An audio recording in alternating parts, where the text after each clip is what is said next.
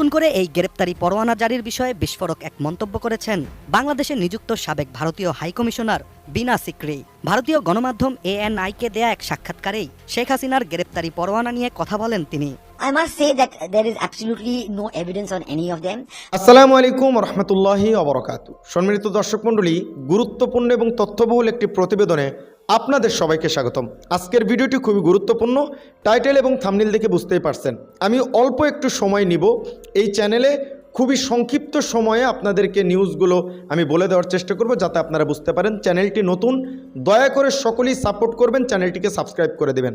প্রতিবেদনটি হচ্ছে শেখ হাসিনাকে গ্রেফতারি পরোয়ানা জারি নিয়ে তার বিরুদ্ধে মামলা, অনেক ধরনের কথাবার্তা বাংলাদেশ সরকার ভারত প্রশাসনের সাথে করছে, কিন্তু ভারত এটা একদমই মানতে নারাজ। তারা বলে শেখ হাসিনা কোনো অপরাধী করে নাই।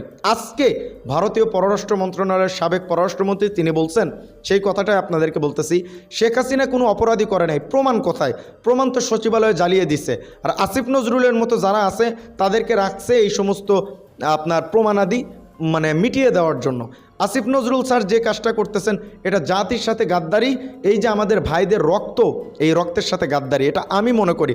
আপনি কি মনে করেন এটা জানান। আজকে আর একটা নিউজ পাইছি, টিউলিপ সহ জয় আরও যারা আছে তারা বিভিন্ন জমি বরাদ্দ দিয়ে তারা মনে করেন যে টাকা লুটপাট করে খাইতো। 16 কোটি মানুষকে আর মিথ্যা কথা বলতেছে। শেখ হাসিনা যে খুনি ছিল, ফ্যাসিস্ট ছিল, এটাকে নতুন করে প্রমাণ করতে হবে ভারতকে। এত নাটক কিসের? ভারতের শেখ হাসিনাকে ফেরত দিতে এত কেন নাটক? তিনি তো আমাদের দেশের সরকার, তার বাবা দেশ স্বাধীন করছে, তো তারা পাঠায় দিতে সমস্যা কি? হাসিনা আপার দেশে আসতে সমস্যা কি? আমি তো বুঝি না। তিনি তো অপরাধী করেন না, তাহলে পাঠায় না কেন?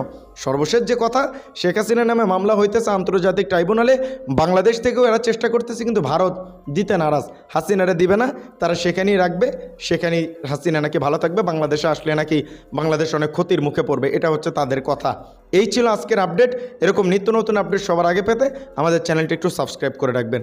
ভালো থাকবেন, সুস্থ থাকবেন। আসসালামু আলাইকুম রহমতুল্লাহি ওয়া বারাকাতুহু।